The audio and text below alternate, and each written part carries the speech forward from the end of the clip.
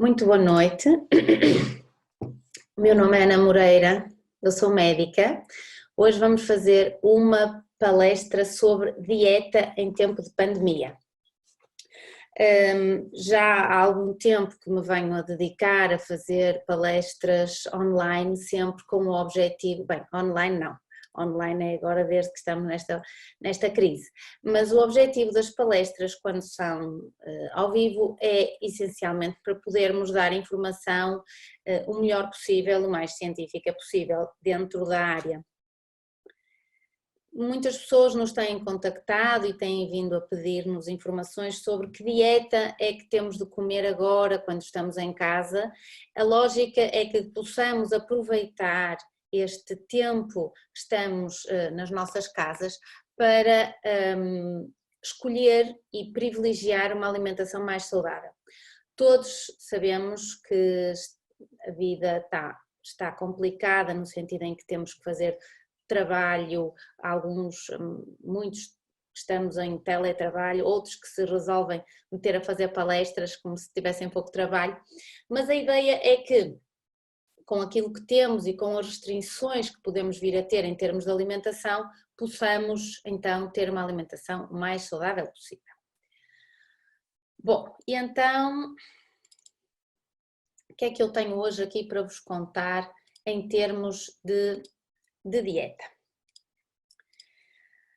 A lógica é que nós possamos fazer a alimentação o mais saudável possível nas nossas casas. Porque é que eu me lembrei de falar da dieta? Essencialmente esta semana veio uma ideia de falar da dieta por causa de problemas de alimentação que tivemos aqui na vizinhança. Portanto, a partir do momento em que os vizinhos se começam a comer uns aos outros, nós entendemos que estamos com problemas em termos de dieta e aí veio a ideia de fazermos esta palestra. Bom, mas então, porque é que é tão importante nós falarmos de dieta? O que é que se passa para nós termos a necessidade de falar de dieta? A dieta é uma palavra grega que vem de diaita, portanto, que significa mais ou menos que nós somos aquilo que comemos. Quase todos sabemos esta frase é um clichê, fica muito bonita para compartilhar, mas na realidade depois esquecemos-nos que a base, eu dizia quase epigenética, da relação entre a dieta e aquilo que nós somos, a nossa constituição proteica, hoje está mais que provada.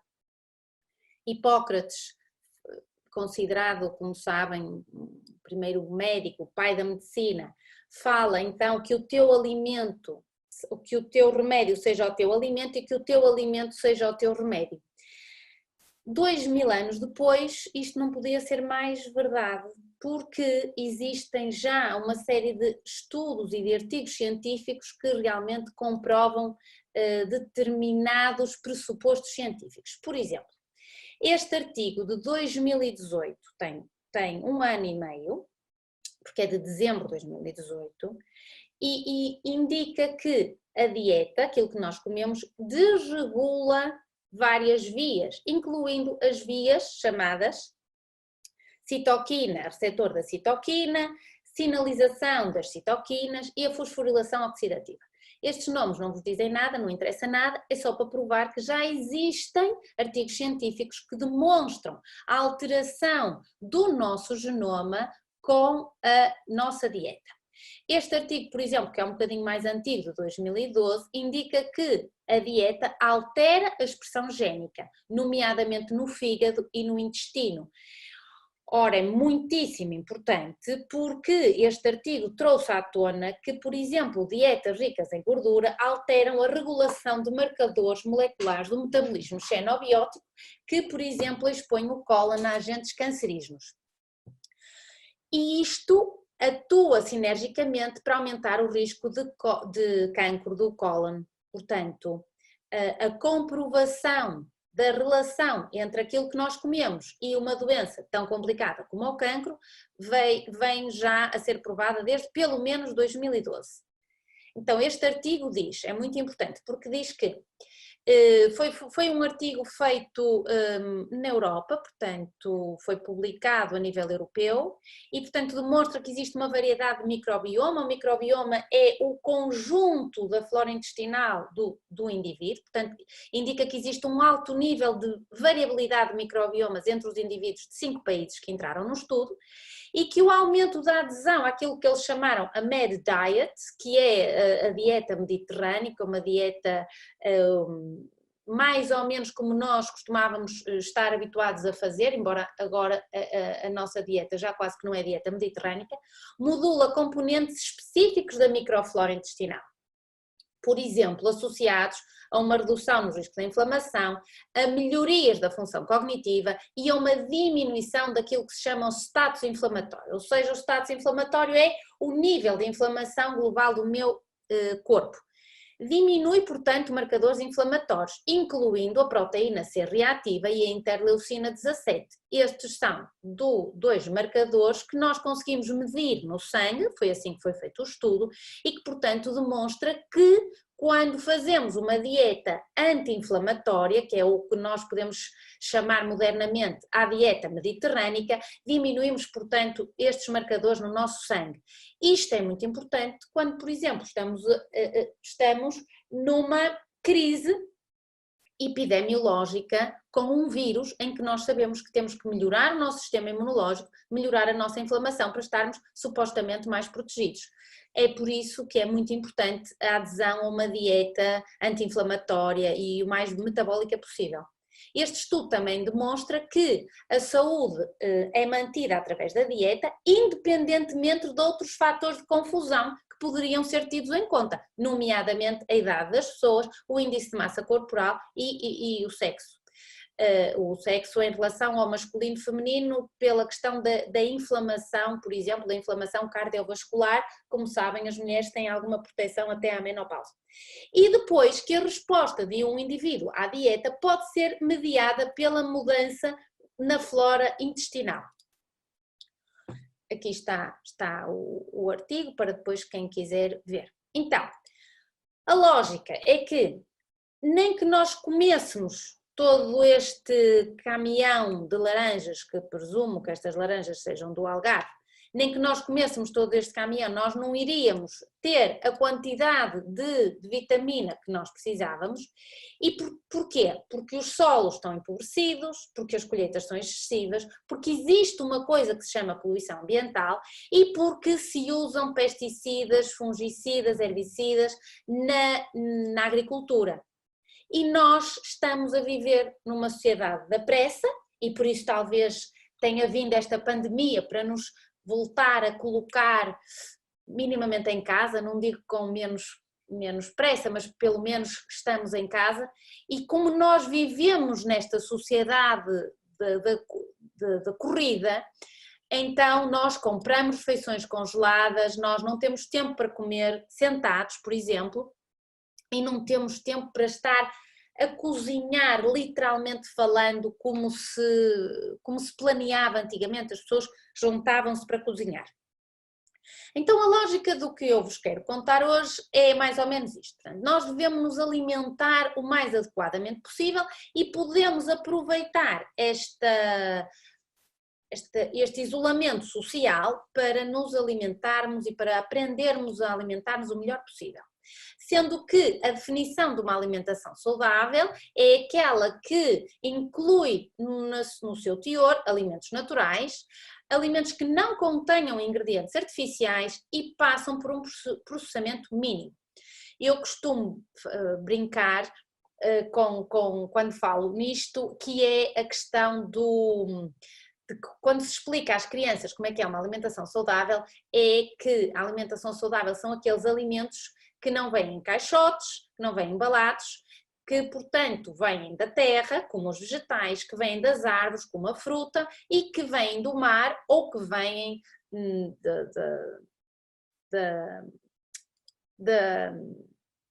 dos animais, digamos assim. E portanto, este filósofo, que é um senhor chamado Sócrates, um Sócrates muito antigo, disse que se alguém busca obter saúde, pergunta em primeiro lugar se futuramente está disposto a evitar as causas da sua doença. Só depois procura ajudá-lo. Ora, isto é extremamente importante, porque quando nós trabalhamos numa área, como por exemplo a área que eu trabalho, que é uma área que se chama medicina integrativa, na qual nós procuramos ver a pessoa como um todo, para podermos chegar ao ponto onde começou a sua doença, então nós sabemos, e eu já vos mostrei alguns artigos que mostram que se a dieta altera a minha epigenética, significa que com modificações na minha dieta eu consigo literalmente modificar a minha saúde. E portanto, quando se perguntam porque é que vos dói as costas, porque é que vos dói uma articulação, porque é que vos dói a barriga, porque é que têm a barriga inchada, porque é que estão preguiçosos, porque é que estão foggy, quando não conseguem pensar adequadamente, porque é que vos custa a levantar, porque é que vos custa a adormecer, porque é que não têm apetite sexual, porque é que o cabelo está baço, porque é que a pele está fraca. Então, a dieta consegue-nos alterar literalmente uma série de coisas a nível físico, muito importante, mas também inclusivamente a nível emocional. Hoje não vou falar disso, porque hoje é uma mini palestra, portanto eu prometi a mim própria que ia manter as horas, já me estou a alongar. Portanto, a nível emocional, eu também consigo alterar a minha emocionalidade com os alimentos que eu consumo, nomeadamente se eu consumo alimentos muito processados, alimentos muito industrializados, isso vai alterar a forma como eu me sinto do ponto de vista emocional. Portanto, hoje a minha publicidade é para que adotem uma alimentação equilibrada e variada, muito rica em alimentos vivos, alimentos antioxidantes, alimentos energizantes. E quando nós falamos de dieta, que é uma sigla, D-I-E-T-A, na realidade é uma sigla que assusta muita gente, porque a maioria das pessoas acha que dieta não vai fazer dieta porque não quer emagrecer e dieta é para emagrecer, mas a lógica desta sigla é que de facto quando eu digo dieta deve ingerir equilibradamente todos os alimentos. Bonito! Digam lá que não gostaram. Sei que vocês estão a abanar com a cabeça. Bom, então a lógica desta palestra é dizer-vos um pouquinho o que devemos evitar e o que devemos privilegiar.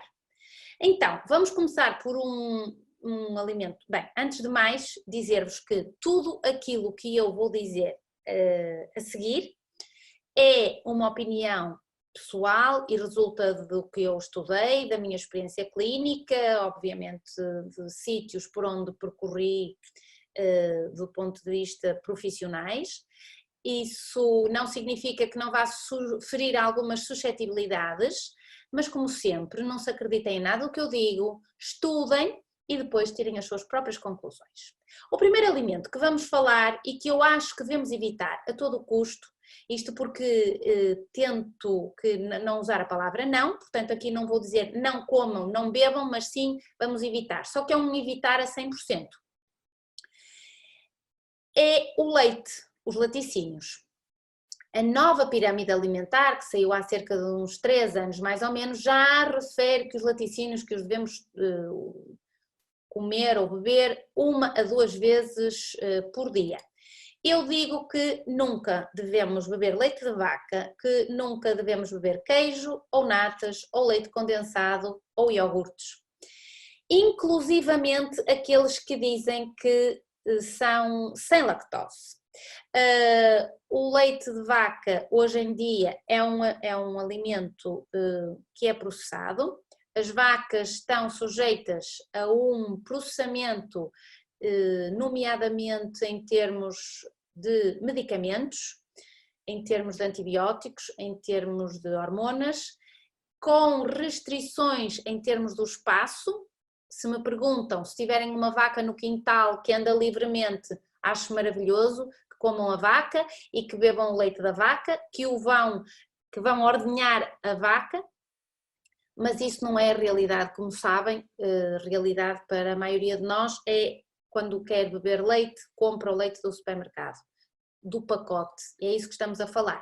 Portanto, além da intolerância à lactose, na realidade os lácteos contêm uma alta percentagem de gordura saturada e existe uma relação com o risco de desenvolver cancro de ovários e cancro dos testículos. Isto em estudos que foram publicamente feitos e saíram em revistas científicas que eu vos posso mostrar sem problema absolutamente nenhum. Portanto, se me vão perguntar, ou se estão a perguntar, e o cálcio, como é que é o cálcio, como é que é com as crianças, eu digo-vos que os laticínios devem ser substituídos por outros alimentos ricos em cálcio, nomeadamente o tofu. Eu particularmente não gosto, mas o tofu apresenta maior quantidade de cálcio do que o leite, e o tofu é rico em proteínas, em fósforo e magnésio, portanto é uma boa fonte de nutrientes. Os brócolos, por exemplo, contêm 400 mg de cálcio em 100 gramas de substância, portanto podemos ingeri-los cozidos ou preferencialmente cozinhados a vapor. É também rico em vitamina A, C e ácido fólico, que é muito importante. Os espinafres contêm 160 mg de cálcio, portanto possuem muitos antioxidantes. Sempre, de preferência, quando falamos na cozedura, falamos em pouca cozedura, portanto ou cozidos a vapor ou na sopa, só pouco tempo de cozedura. As sementes de gergelim também contêm muito cálcio, como veem aqui, 100 gramas de sementes contêm 400 mg de cálcio. Além disso, possuem gorduras insaturadas que ajudam a regular os níveis sanguíneos de colesterol e têm alto teor de fibras, portanto estas sementes, quando consumidas, produzem saciedade. Saciedade significa que vão se sentir com menos fome e, portanto, são bons para algumas dietas de emagrecimento em que a pessoa quer diminuir as calorias que está a consumir. As sementes de linhaça também contêm muito cálcio, além disso são muito importantes em termos da saúde cardiovascular porque são uma fonte de ômega 3, contudo são um pouco calóricas, portanto nós temos que restringir a quantidade de sementes que consumimos, e o grão de bico, que por cada 100 gramas de alimento contém 120 mg de cálcio. As sementes de chia, que são ótimas, além disso são protetoras do ponto de vista cardiovascular, são muito boas em termos imunológicos, têm magnésio, ajudam, portanto, se tiverem queimbras, e ajudam no funcionamento do sistema nervoso, além de que também são ricas em ômega 3, em fibras, em ferro e em proteínas. A aveia também é rica em cálcio, além disso a aveia é muito importante para ajudar aquilo que nós chamamos o colesterol LDL, é o colesterol oxidado, aquilo que vulgarmente se chama o colesterol mau. E depois um alimento que é muito típico de Portugal, que é a sardinha. A sardinha, por cada 100 gramas, contém 500 mg de cálcio, é de muito fácil digestão, além disso também é muito rica em ômega 3 e em vitamina A e em vitamina D.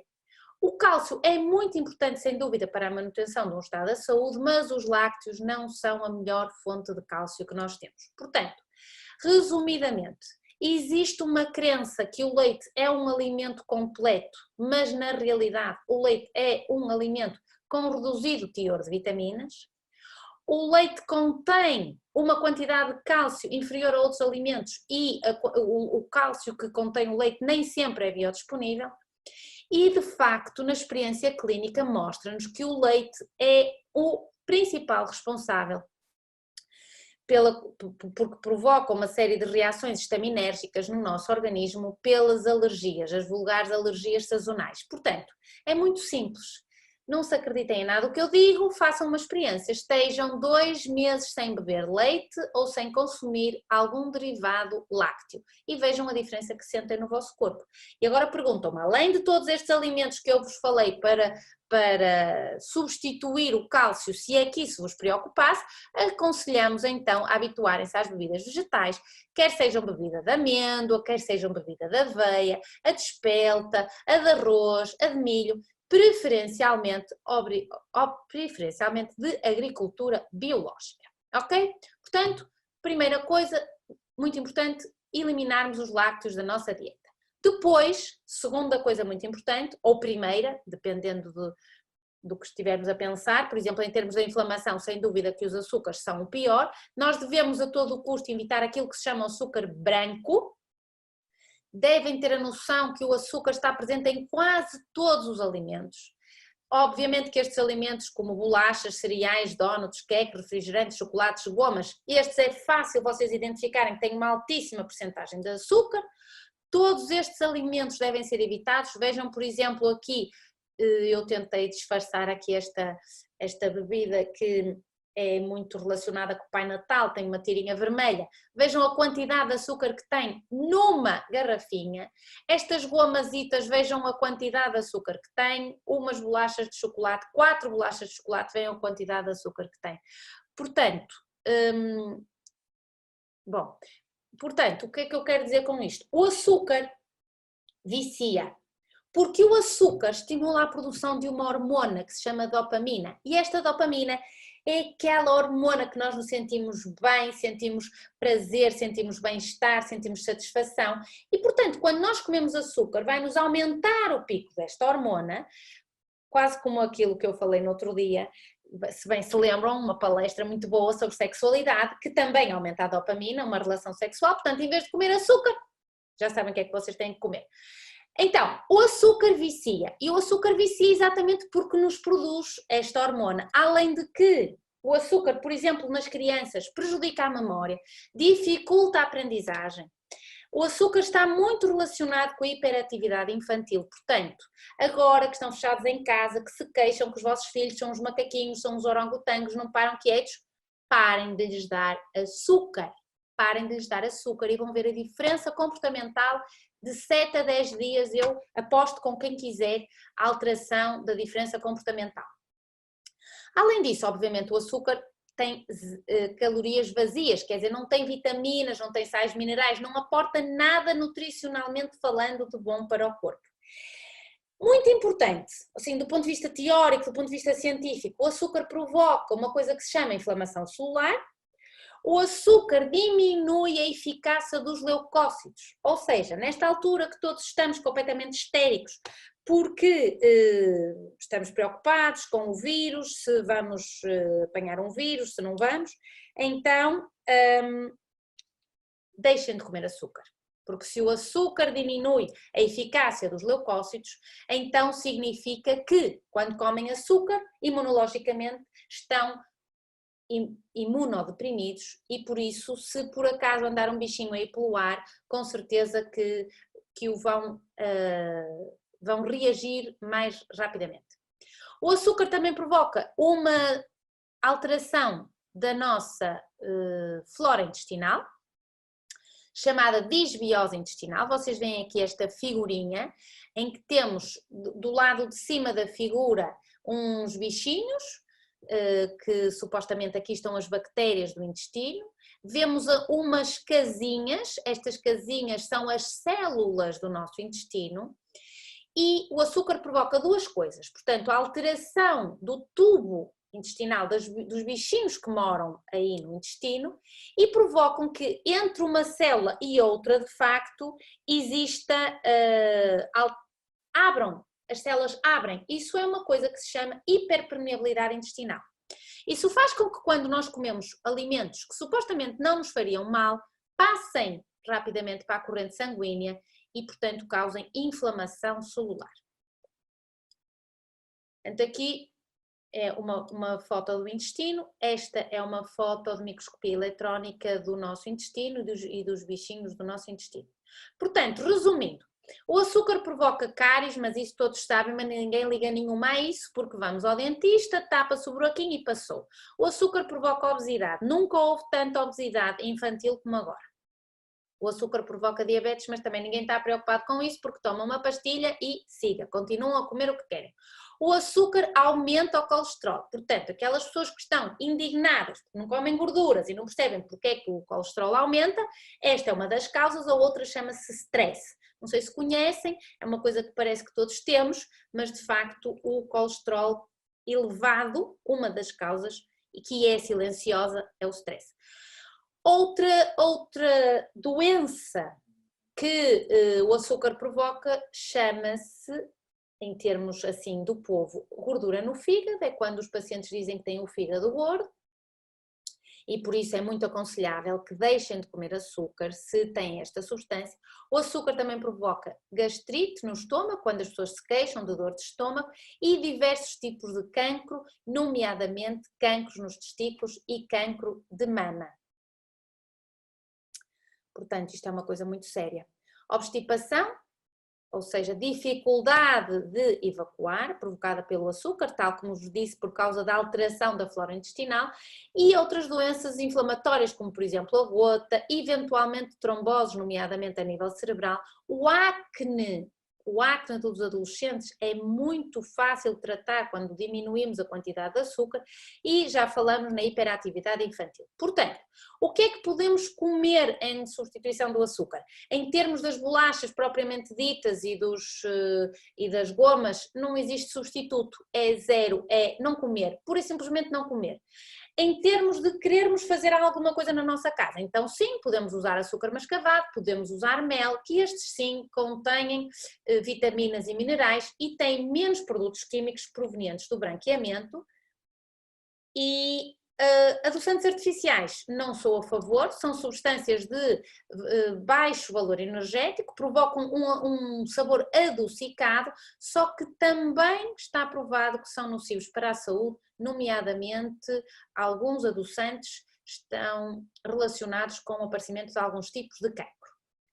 Portanto, já falamos nos lácteos, já falamos no açúcar branco, agora vamos falar nas farinhas brancas, portanto vamos evitar as farinhas brancas, ou seja, quando falamos da farinha de trigo, quando falamos da farinha de centeio, vamos evitar a farinha refinada, porque há uma sobrecarga de trigo na alimentação moderna, nomeadamente a intolerância ao glúten, e depois o trigo existe mascarado em muitos alimentos, nomeadamente as salsichas.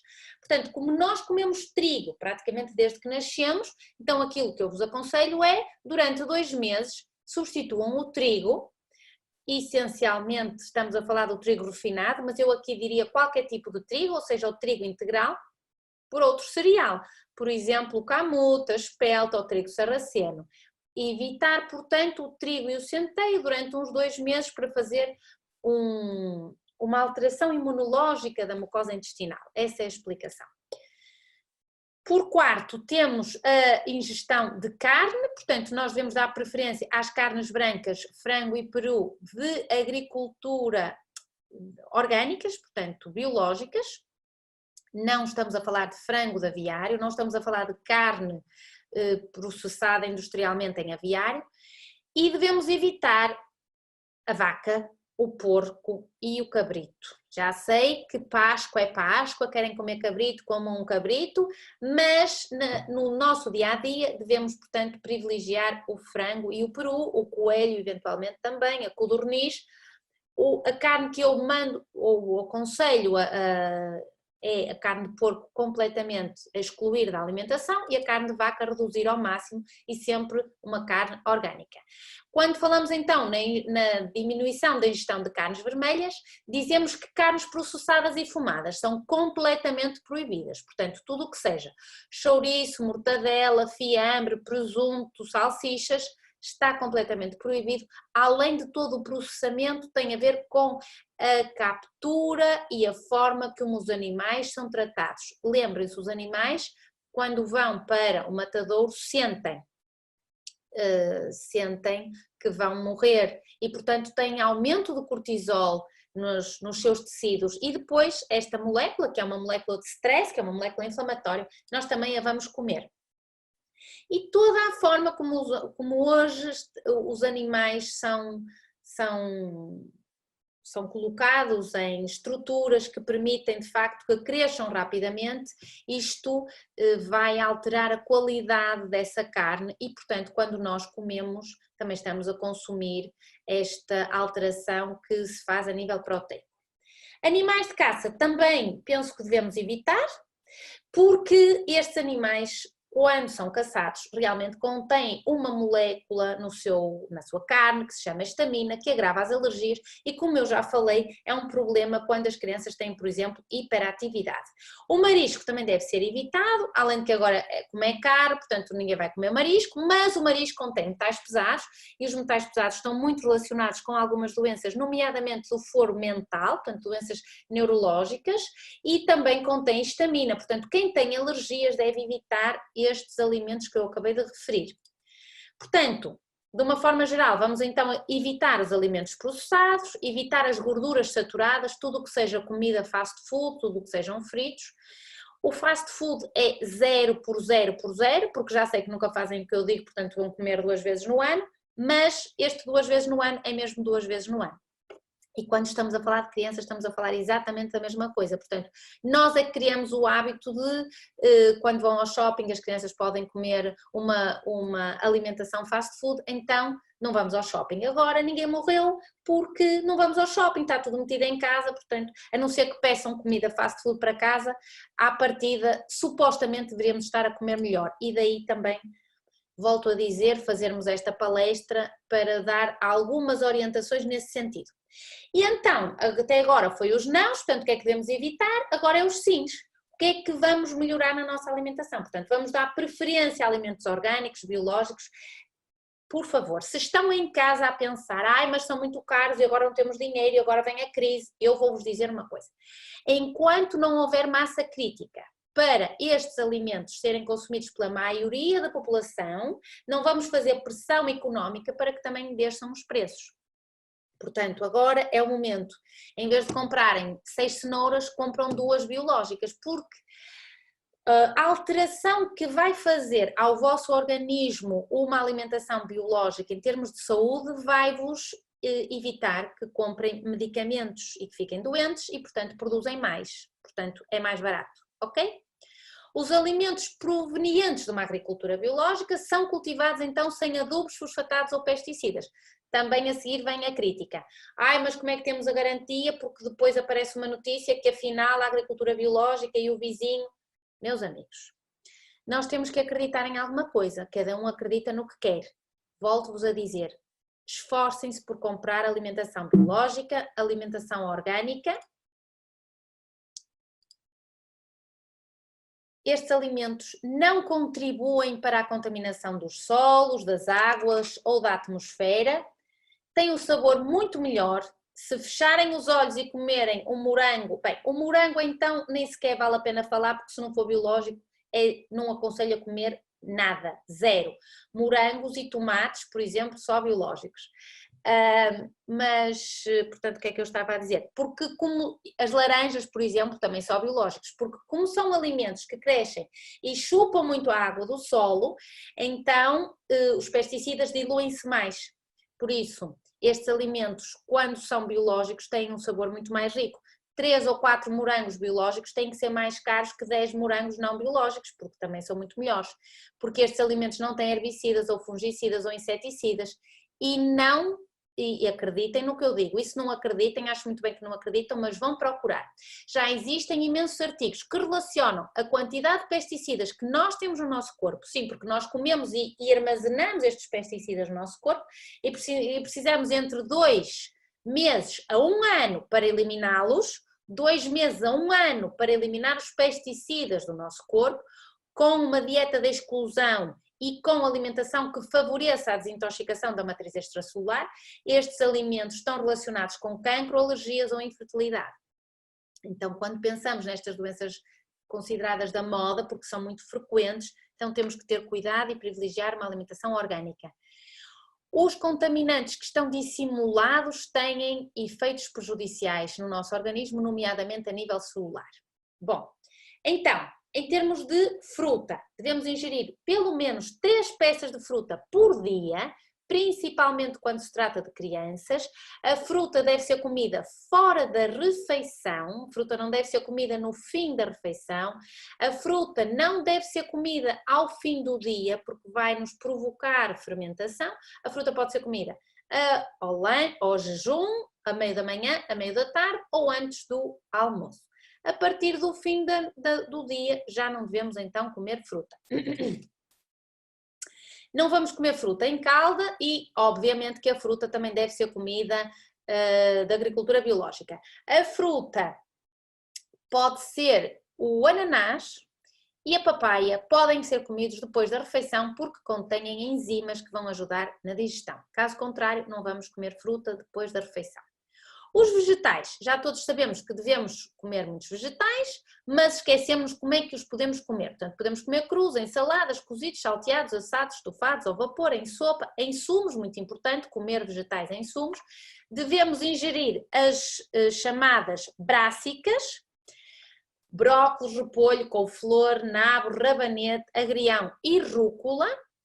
Devemos ingerir leguminosas, nomeadamente o feijão, que deve ser sempre demolhado durante 24 horas antes de ser consumido, o grão de bico, a ervilha, as lentilhas, as favas e os tremoços. São bons alimentos para nós consumirmos. Por favor, comprem estes alimentos secos, não em lata. São fontes de proteína vegetal e têm um alto conteúdo em fibra, portanto promovem a flora intestinal saudável. Em termos de proteínas vegetais, quando dizemos para diminuir o consumo de carne, então não estou a fazer um apelo para que se tornem vegetarianos, mas devemos aumentar o consumo de proteínas vegetais, nomeadamente, como eu já acabei de dizer, nas lentilhas, nos feijões e nas ervilhas, a batata, o milho, as castanhas são uma boa fonte de proteínas vegetais, o abacate, os brotos e os germinados, eu gosto muito de fazer os meus germinados. Os germinados contêm cerca de 300 vezes mais vitaminas do que o alimento em si, por exemplo, o germinarem então feijão, germinarem as lentilhas, são fantásticos. Um germinador é muito barato e vale a pena, além disso as crianças é muito interessante que elas vejam o alimento a germinar. E depois pode ser comida em cru ou na sopa, como gostarem. O milê, a aveia, a cevada e a espelta são grãos de cereais, a quinoa e o amaranto também são proteínas vegetais. O grão de bico é uma fonte de proteína muito importante, além de ser uma fonte de fibra muito interessante. E porquê é que isto está aqui? Porque nós podemos comer, por exemplo, uma posta de bacalhau e fazer um puré de grão de bico, por exemplo. São formas diferentes de cozinhar. O tomate só deve ser comido biológico, especialmente no verão, cru só pode ser comido no verão. O tomate é um alimento que arrefece o nosso corpo. Então, quando querem, o tomate é muito importante também para os homens. O tomate tem uma substância que se chama licopeno, que é um anticancerígeno em termos de cancro da próstata, dá uma certa proteção, mas o licopeno só é absorvido quando o tomate é cozinhado. Então, o que é que eu aconselho? A cozerem os tomates ao vapor, ok? Tomates biológicos e depois deixam-nos arrefecer, metem os tomates no frigorífico e os tomates vão ficar à temperatura ambiente e estão prontos a ser consumidos em salada. Crus podem ser comidos no verão, mas para terem licopeno têm que os cozinhar. Podem cozinhar como eu vos disse, ou então fazer um estofado com o tomate, por exemplo. O cálcio, também já falamos do cálcio. As oleaginosas são muito importantes, porque são uma fonte de ácidos gordos essenciais. Os germinados também já falei, têm um aspecto maravilhoso. Em termos de cozinhar os alimentos, devemos privilegiar cozinhar os alimentos a vapor. Uma das coisas que eu aconselho sempre é comprarem uma destas panelinhas a vapor que tem 3 andares. Podem cozinhar mais do que uma coisa, mas também podemos comer grelhados, estofados e salteados. Devemos evitar os assados por causa da cozedura e da temperatura a que é sujeito o azeite e devemos eliminar os fritos. Isto, esporadicamente, obviamente, podem comer, mas estamos a falar do dia a dia. O micro-ondas, lamento imenso o que vos vou dizer, mas o micro-ondas é um meio que não devemos utilizar para cozinhar, nem para aquecer a comida. Portanto, se tem micro-ondas, nem sequer serve para darem à sogra, no caso de não gostarem da sogra. O pão, agora temos tempo, podemos fazer pão em casa, devemos dar preferência aos cereais integrais, como eu já disse. Temos aqui, por exemplo, uma figura de pão integral com figos e com nozes, portanto em que privilegiamos a farinha de espelta, de camute, de trigo sarraceno. Nunca ouviram falar nestas farinhas? Vão ao Google, farinha de espelta, farinha de camute, farinha de trigo sarraceno. É fácil fazer o pão, a mim só me custou 52 vezes fazer até acertar na receita. No meu site tem uma receita maravilhosa de pão de camute e pão de espelta que podem copiar as vezes que quiserem. Devemos nos habituar também a incorporar frutos secos nestas receitas. Este pão, por exemplo, é pão de batata doce e courgette. Lembrem-se que também podem aromatizar o pão com ervas frescas, como por exemplo alecrim ou rosmaninho, fica um sabor completamente diferente, e colocar sementes. Sementes de linhaças, sementes de chia, sementes de papoila, sementes de abóbora. Aqui, por exemplo, é pão de grão de bico e de sementes. Em termos das gorduras, devemos utilizar o azeite virgem de primeira pressão a frio, portanto não devemos usar nem óleos nem margarinas, e devemos também privilegiar outro tipo de óleos, como por exemplo óleo de colza, óleo de noz e óleo de linhaça.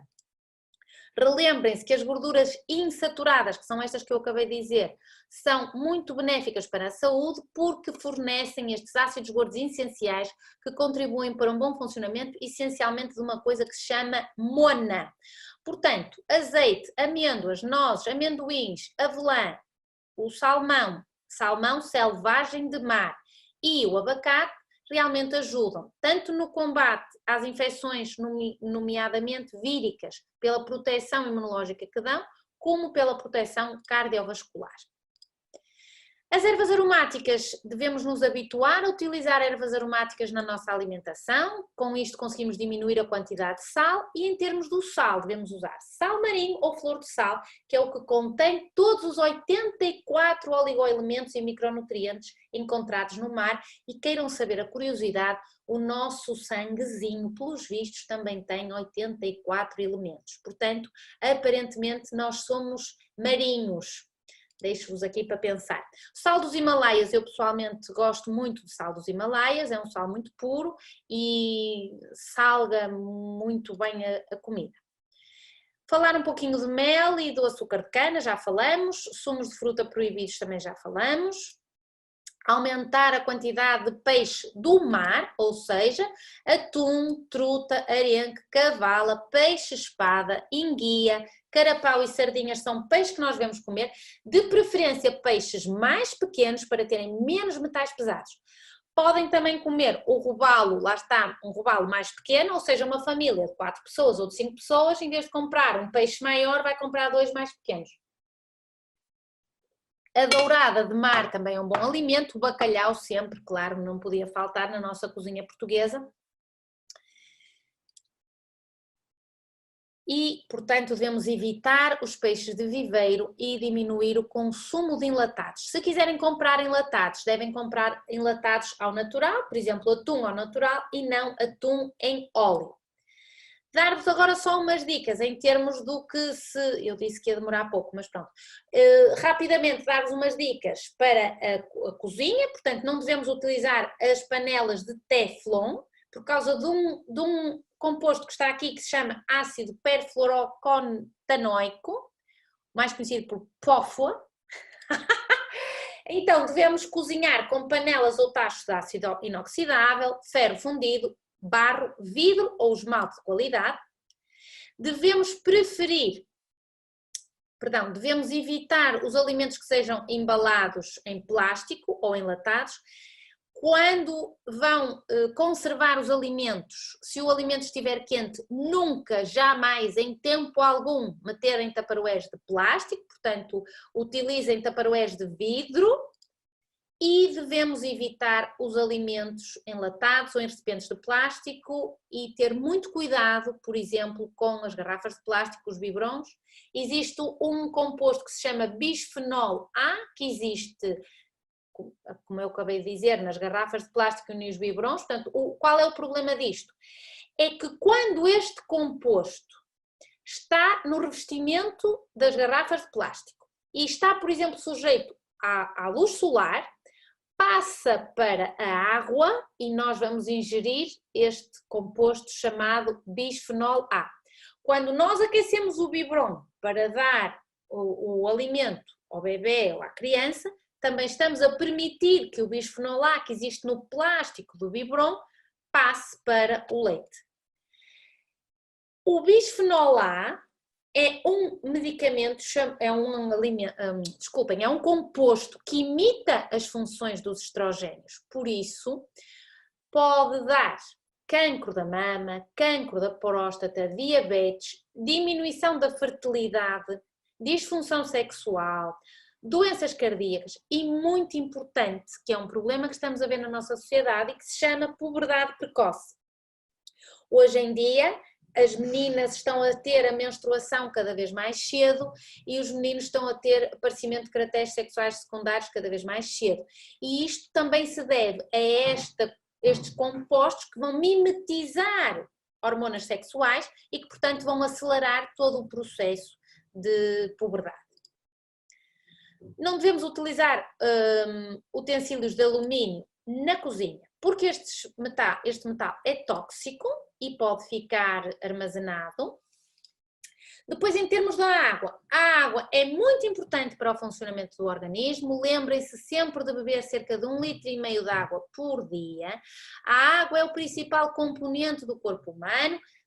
70% do nosso corpo é água e o cérebro, por exemplo, é 75%, o pulmão é 86%, inclusivamente um dos truques com esta situação da pandemia é exatamente que nos possamos manter hidratados, ter as mucosas hidratadas, exatamente para não haver a adesão do vírus à mucosa. E, portanto, 70% do corpo é água e muitas vezes ouço isto que é, então 70% do corpo é água, não sou gordo, sou apenas inundado. Eu amei esta anedota. Bom, então, para nos inundarmos, lembrem-se que devemos beber a água fora das refeições. A água durante a refeição não conta para a hidratação e se têm necessidade de beber água durante a refeição, significa que estão a comer muito depressa.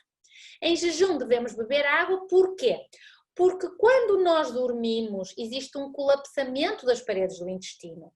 Portanto, quando eu de manhã bebo água, eu vou hidratar toda esta mucosa intestinal antes de ingerir algum alimento sólido. Portanto, aquelas pessoas que bebem um cafezinho e tomam um cigarrinho de manhã, nem vos posso dizer como é que estará o vosso intestino. Um conselho muito barato para se manterem saudáveis é exatamente beber água ionizada. O que é a água ionizada? A água ionizada é uma água que é fervida durante 15 a 20 minutos e vai se carregar com íons negativos. Portanto, quando existe aquele borbulhar da água, a água está-se a carregar com íons negativos. Estes íons negativos, quando nós bebemos esta água, vão se juntar, vão chupar os íons positivos, que são aqueles íons que causam a nossa oxidação celular e, portanto, vão ser coisinha positiva com coisinha negativa e vão ser eliminados, então, pelo xixi. Portanto, este é um método muito barato, muito fácil de eliminar toxinas. Mas para que isto resulte, a água deve ser bebida morna durante o dia. Portanto, vocês podem ferver a água, deixam borbulhar 20 minutos, metem num termos e vão bebendo durante o dia. Quando nós falamos em água, nós não falamos em água com sabor. Portanto, meus queridos ouvintes, se vocês querem ter água com sabor, façam água com sabor.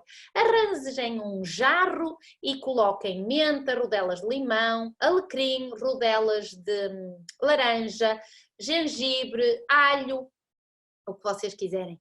Não comprem, por favor, garrafas de plástico com água com sabores. Já para não falar que refrigerantes não é água, volto a dizer o que disse a semana passada. Quando alimentamos as nossas plantas, que temos um vasinho em casa, pomos-lhe água, porque é que damos refrigerantes aos nossos filhos? Ou porque é que bebem refrigerantes, melhor dito? Nem é para os filhos, é para vocês. Porque é que bebem refrigerantes? Sumos, sim, podem beber sumos, os sumos devem ser funcionais, isso quer dizer que os sumos também devem ter vegetais.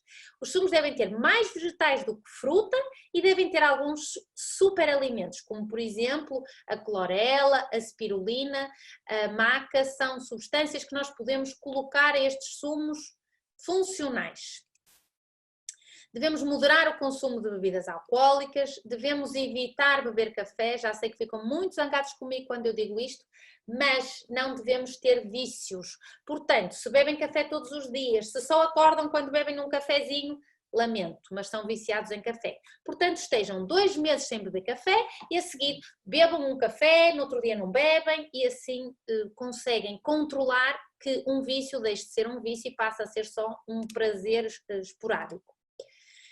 Evitar os alimentos que contenham aditivos alimentares, portanto, estes aditivos alimentares são substâncias que são adicionadas aos alimentos para dar uma cor, para dar um sabor, para que os alimentos conservem por mais tempo e, portanto, devemos evitá-los ao máximo.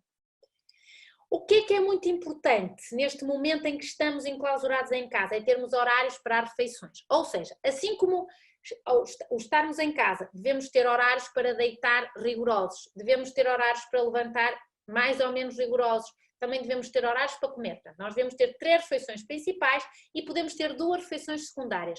O ideal era que só comêssemos 3 vezes por dia. De preferência, só devíamos comer 2 refeições por dia. Devemos fazer jejum desde a hora do jantar, e o jantar deve ser leve, o jantar deve ser no máximo até às 7, 7h30 da noite, e portanto até às 8 horas do dia seguinte nós devemos fazer jejum. Isto para fazer 12 horas de jejum, chamado jejum intermitente. Vamos falar na sexta-feira, na palestra que vamos falar sobre o sistema imunitário e como nos prevenir dos vírus, e não só da bicharada toda, mas principalmente dos vírus. Então vou-vos falar um pouquinho deste jejum. Portanto, o jejum, no mínimo 12 horas de jejum. Fora destes horários, não devem petiscar.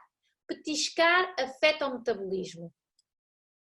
2 horas antes de dormir, não devem comer, porque quando comemos antes de dormir, o sono é pior, aumentam de peso, afeta o sistema digestivo e, portanto, o fígado vai ter mais dificuldade, porque o fígado, quando já deveria estar a iniciar o processo de desintoxicação, vai ter que estar a lidar com a digestão.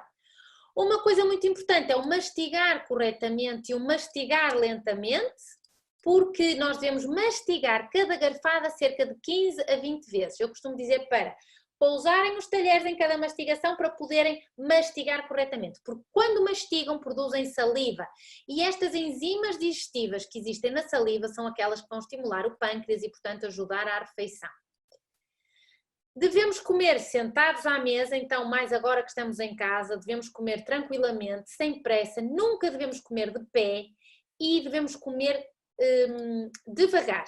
Não, isto é o exemplo do que não devemos comer. Não devemos comer a ler, não devemos comer a ver televisão, não devemos comer a olhar para o telemóvel. Devemos comer a olhar para as pessoas que estão à nossa beira. Devemos comer a conversar, não é olhar para a televisão.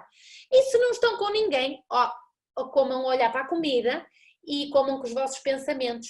Nunca comam a ler, não comam a olhar para o telemóvel, não comam a olhar para a televisão, porque quem come primeiro é o cérebro e o cérebro tem que processar a comida que está a comer. O cérebro vai dar a ordem de que enzimas deve começar a mandar produzir quando nós estamos a olhar para a nossa comida que estamos a comer. Não devemos beber à refeição, portanto a água é o mínimo possível, habituem-se a não beber à refeição, nós devemos beber entre as refeições, podemos beber um chá no fim da refeição ou um chá durante a refeição.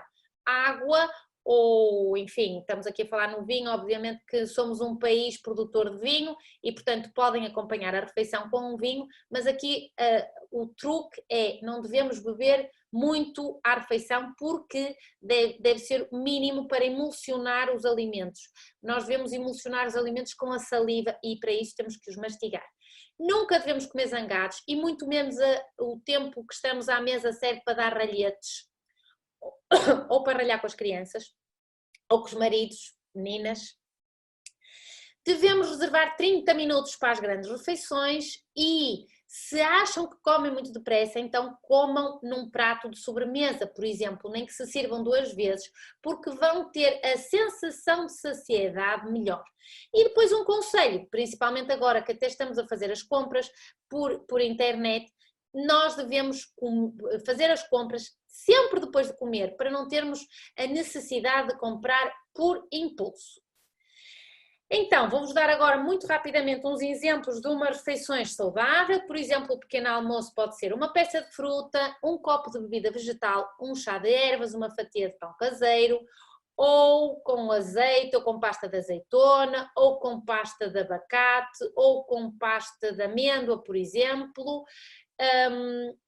Podem comer papas de aveia, podem deixar a aveia de um dia para o outro, aquilo que se chama aveia do overnight, feita com bebida vegetal e canela. E à meia da manhã podem comer uma salada de fruta com frutos secos.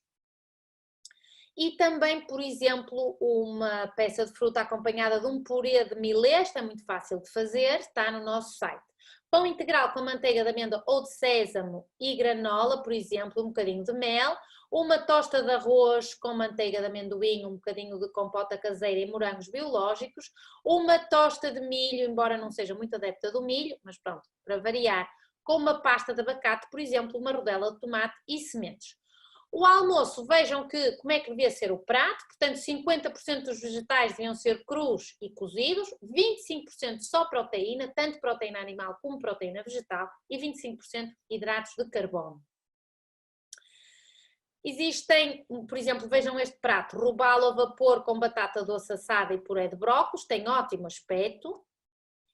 E uma sande de pasta de abacate e rebentos com tofu grelhado e pão de centeio, ou um pão integral com pasta de abacate e coentros, salmão fumado e ovo escalfado. O ovo pode ser consumido desde que seja ovo orgânico. Isto são exemplos de marmitas que podem fazer, agora ninguém está a fazer marmitas, aqui novamente repetimos o lanche e o jantar então o mais leve possível e devemos evitar a carne para limitar a putrefação da flora intestinal. Não devemos comer depois do jantar, o jantar já deve ser leve, devemos estar 12 horas de jejum, o que sim podem consumir é um chá sem açúcar nem adoçante. Portanto, é a nossa saúde, é a nossa escolha, a forma como nós queremos ter o nosso corpo depende daquilo que comemos, nós somos aquilo que comemos sem dúvida absolutamente nenhuma e em termos de uma dieta para nós estarmos com mais saúde imunologicamente falando, portanto para prevenir uma doença infecciosa, eu costumo explicar aos meus pacientes que é uma dieta hipoalergénica, é uma dieta anti-inflamatória e é uma dieta metabólica no mínimo durante 6 semanas. Tem aqui alguns artigos, exatamente por causa desta situação da pandemia, que todos ou a maioria, estão com medo do vírus. O zinco é um elemento essencial na imunidade para os vírus, como eu já expliquei no outro dia, vamos explicar isto melhor na sexta-feira.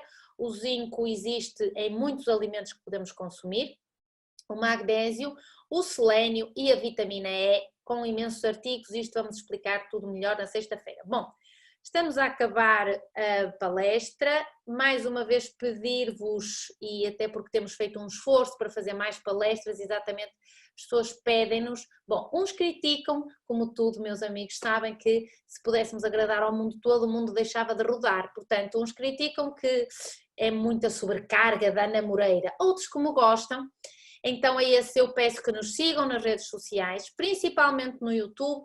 Todos estes vídeos vão ser editados e são colocados no canal de YouTube que eu tenho, penso eu. Bom, e portanto, por favor, subscrevam este canal, que é lá que eles são colocados.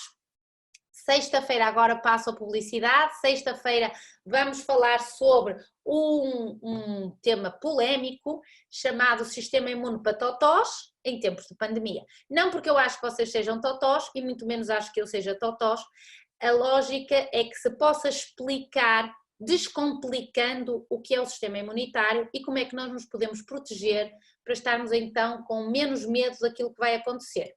No domingo de Páscoa resolvemos falar sobre como ser produtivos em teletrabalho, porque já que estamos em casa e já, então para começarmos o pós-Páscoa, para termos aquela sensação de que parece que saímos de casa, vou então tentar vos ajudar a serem mais produtivos nestes dias em que estamos a trabalhar desde casa. Terminamos por aqui a nossa palestra, agradeço as vossas opiniões, os vossos comentários, as vossas sugestões. Abro agora aqui para perguntas. Miguel, ajude-me com as perguntas, por favor.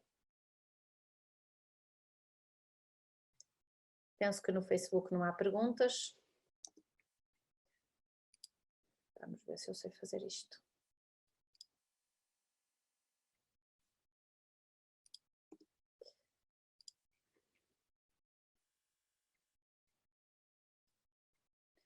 Bom, não temos perguntas. Meus queridos amigos, até à próxima. Foi um prazer estar com vocês.